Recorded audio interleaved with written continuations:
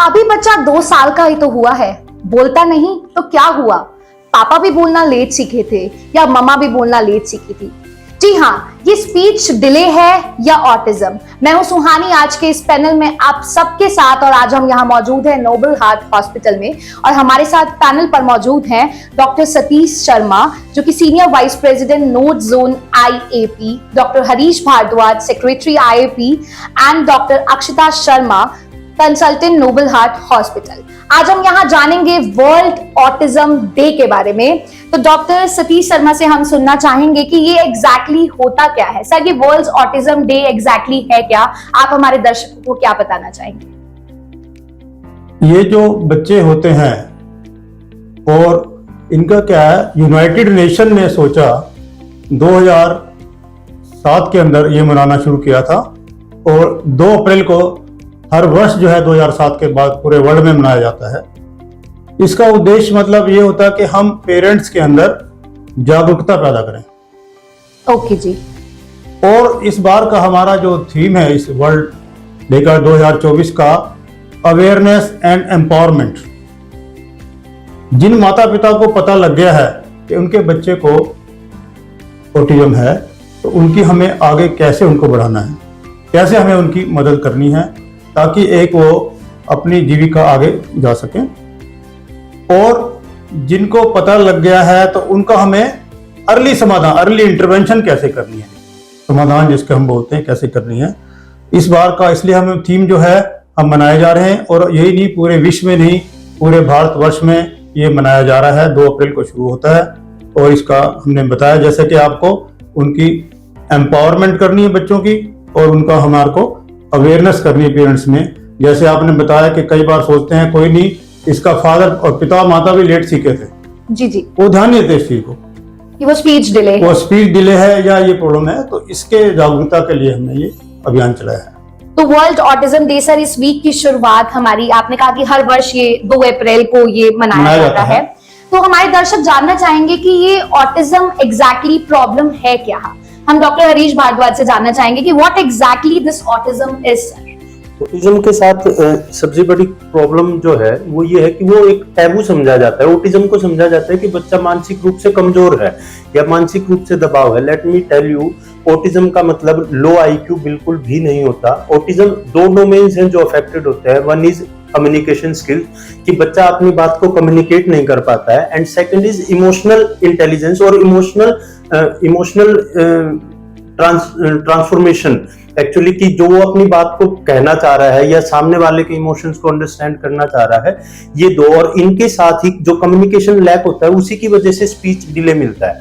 But अक्सर ये हमने देखा है कि जैसे ही the moment we start telling the parents कि नहीं, हो सकता है कि आपका बच्चा ऑटिज्म हो या एट रिस्क ऑफ ऑटिज्म हो, they start having that feeling कि अरे नहीं हमारा बच्चा तो इंटेलिजेंट है, ये तो यूट्यूब भी चला लेता है, ये बस बोलता नहीं, बाकी सब ठीक है। तो please let me tell you कि ये दिमागी रूप से कमजोर बच्चों की बीमारी नहीं है, ये इंटेलिजेंट बच्चे होते हैं। ऑटिज्म के बच्चे आईएएस भी बनते हैं, ऑटिज्म के बच्चे डॉक्टर्स भी बनते हैं, ऑटिज्म के बच्चे बहुत अच्छे आर्ट लेवल पे बहुत अच्छा परफॉर्म भी करते हैं। तो ये लो आईक्यू की बीमारी नहीं है, it is just lack of communication and emotional intelligence. Sir, इसके सिम्टम्स क्या होंगे? आप इस बारे में डॉक्टर सतीश से हम जानना चाहेंगे कि ऑटिज्म के सिम्टम्स क्या रहते हैं।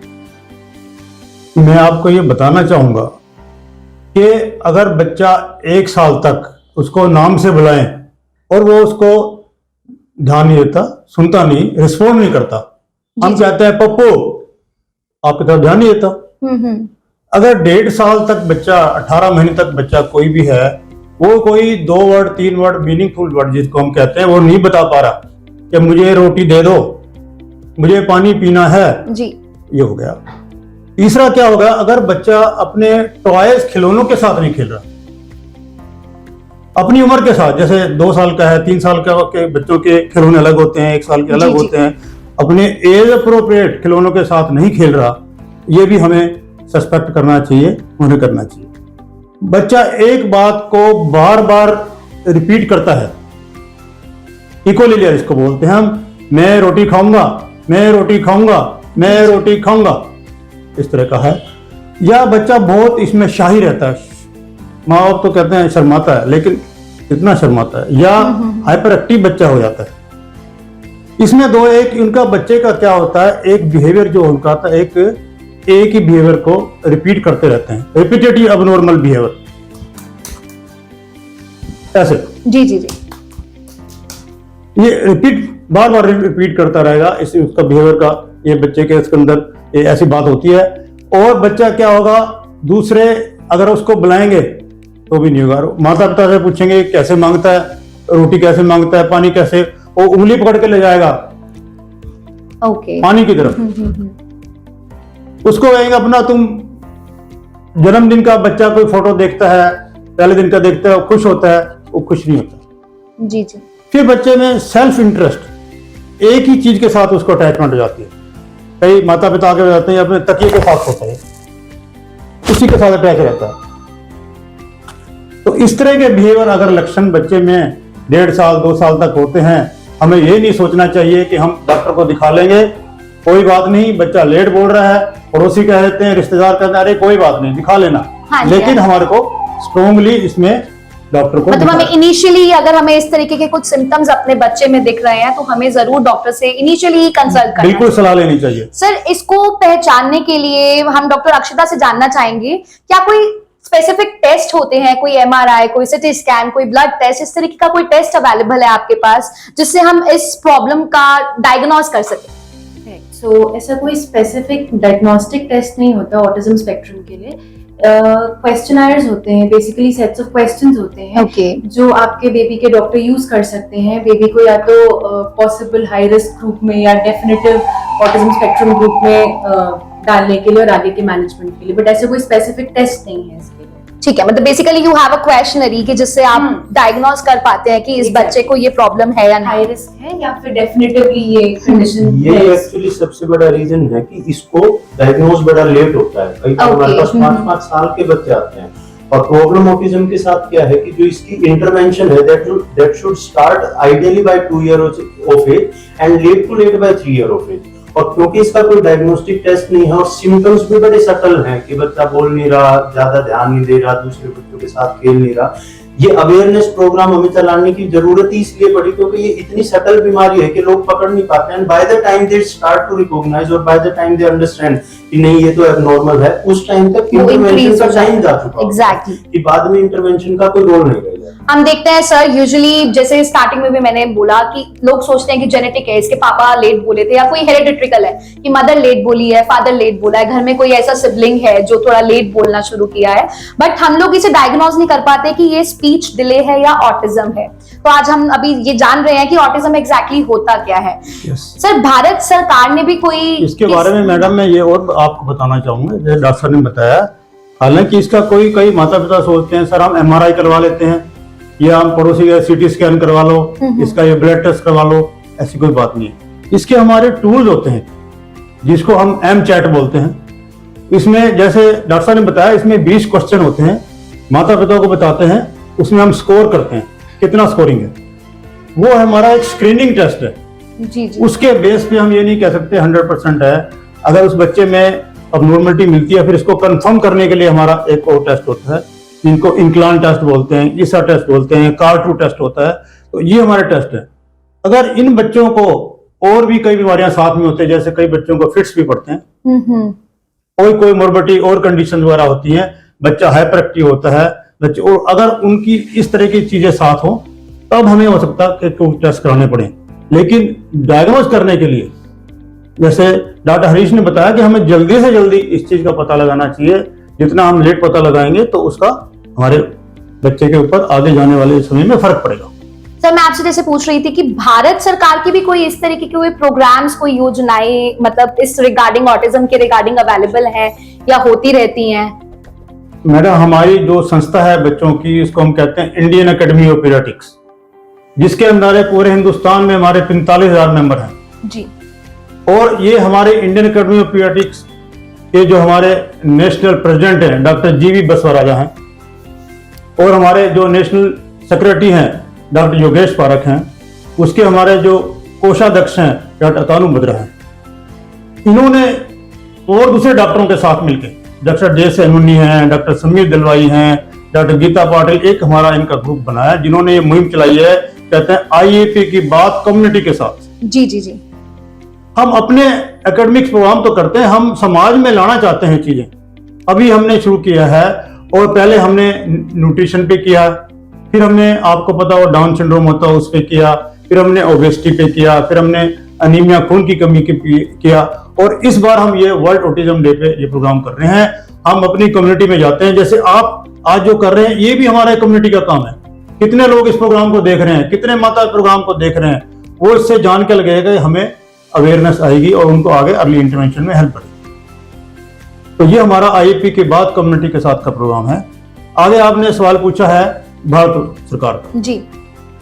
भारत सरकार का ये प्रोग्राम जो है 1995 में एक जो है एक डिसेबिलिटी एक्ट बना था, जिसमें ऑटिज्म भी था, सेरेब्रल पाल्सी भी था, मेंटल रिटार्डेशन भी था। उसको शुरू करने के अंदर 2016 में ये कानून पास हुआ, और जिसके अंदर हमारे ministry of social justice and empowerment, उसने बताया इसके अंदर क्या होता है, एक इन बच्चों की इंश्योरेंस हो जाती है, फिर इन बच्चों को आगे जाने की इनको इंटरवेंशन होती है, इनको जॉब के लिए भी प्रोत्साहित किया जाता है इन बच्चों को, और इनको सारी सुविधाएं देती हैं, इनको डिसेबिलिटी का एक सर्टिफिकेट भी बनता है। जी जी। तो हमारी सरकार इस रूप में इन बच्चों की काफी मदद करती है।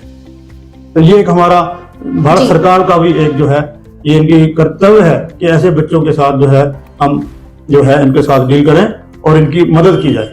ये जो ऑटिज्म है सर, अगर कोई बच्चा इस डिसीज से डायग्नोज होता है तो इसके सॉल्यूशंस क्या रहते हैं, मतलब इसके ट्रीटमेंट्स क्या रहते हैं बेसिकली? yes. आप लोग क्या कहना चाहेंगे इस बारे में कि इसके ट्रीटमेंट्स क्या रहेंगे? मैडम, ये आपने बहुत अच्छा सवाल पूछा।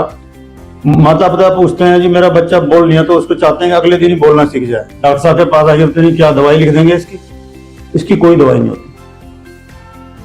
इसकी multiple therapy, multiple skill, multiple team work होता है। जो पहले हम कंसंट्रेट करना चाहिए कि बच्चे के अंदर अगर और कंडीशन साथ में है, जैसे बताया बच्चा हाइपर एक्टिव है या बच्चे को कोई सीजर फिट्स आते हैं, उनका कंट्रोल करें हम। अदरवाइज इनकी थेरेपी करते हैं, स्पीच थेरेपी के बोलना सिखाते हैं, इनकी ऑक्यूपेशनल थेरेपी होती है इनकी बच्चों की।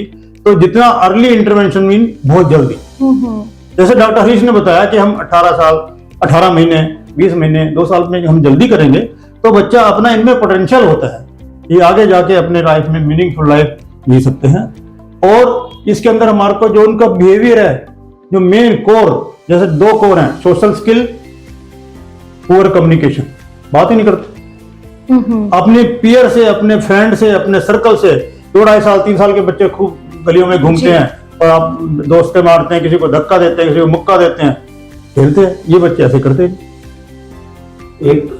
ठीक है, एक नई चीज जो एक नई चीज जो निकल के आ रही है, दैट इज वर्चुअल ऑटिज्म।